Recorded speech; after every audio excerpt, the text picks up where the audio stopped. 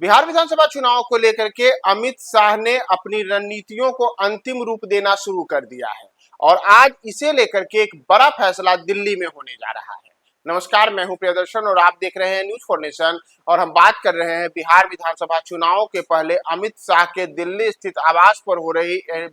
Bharatiya Janata party के core group की बैठक में, जिसमें बिहार के मुख्यमंत्री चेहरे को लेकर के भी बड़ा फैसला होगा और साथ ही साथ एनडीए में सीटों का बंटवारा किस स्तर पर होगा। इन तमाम चीजों को लेकर के अमित शाह ने जो रणनीति तय की है, उसमें आज वे भारतीय जनता पार्टी के बिहार के जितने भी नेता हैं, उन तमाम नेताओं को एक बड़ा टास्क देने जा रहे हैं। दरअसल आपको बताया कि दिल्ली में यह बैठक शुरू हो चुकी है और इस बैठक में अमित शाह के साथ भाजपा से जो नेता शामिल हुए हैं बिहार से, उसमें भारतीय जनता पार्टी के बिहार प्रदेश अध्यक्ष दिलीप जायसवाल, बिहार के दोनों उप मुख्यमंत्री यानी कि सम्राट चौधरी और विजय कुमार सिन्हा, इसी तरीके से जो भाजपा कोटा से केंद्र सरकार में मंत्री हैं यानी कि गिरिराज सिंह, नित्यानंद राय, तो ऐसे तमाम नेता वहां शामिल हैं। इतना ही नहीं, भारतीय जनता पार्टी के बिहार का प्रभार देखने वाले चाहे विनोद तावड़े हो या फिर जो अन्य कई बड़े नेता हैं जिनको कि बिहार में चुनाव जिताने की और भारतीय जनता पार्टी को सशक्त करने की जिम्मेदारी दी गई है, उन तमाम नेताओं के साथ विशेष तौर पर अमित शाह आज मिलकर के बैठक कर रहे हैं।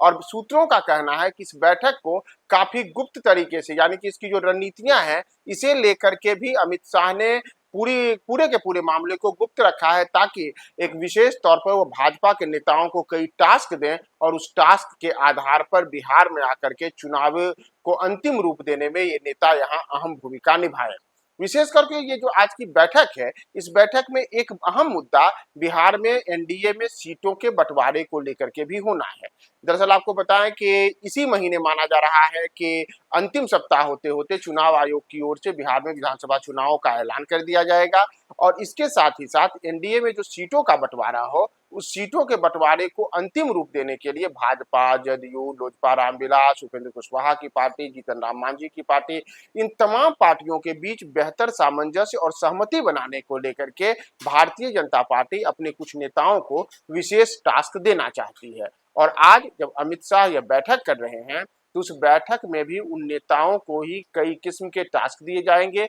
जिसमें पार्टी यह भी देखेगी कि हम किन किन सीटों पर मजबूती के साथ अपनी दावेदारी पेश कर सकते हैं और साथ ही साथ वैसी सीटें जहां पर कि भारतीय जनता पार्टी भी चुनाव लड़ना चाहती है और उसके कुछ घटक दल भी चुनाव लड़ना चाहते हैं, तो उसमें आखिर बेहतर विकल्प क्या हो सकता है, उसे लेकर के भी आज अमित शाह तमाम नेताओं के साथ बड़ा फीडबैक लेंगे। और इतना ही नहीं, इस आज की इस बैठक को लेकर के सूत्रों का कहना है जो सबसे बड़ी बात है वह है बिहार में मुख्यमंत्री का चेहरा। दरअसल अगर आप याद करें तो भले ही नीतीश कुमार को अगले चुनाव के दौरान एनडीए में मुख्यमंत्री के चेहरे के तौर पे पेश करने को लेकर कई नेता बातें करते रहे हैं, लेकिन खुद अमित शाह ने ही कई बार कई मौकों पर ऐसी बातें कही हैं जिसमें नीतीश कुमार का अगले चुनाव के बाद क्या होगा, इसे लेके उहापोह वाली स्थिति बन जाती है।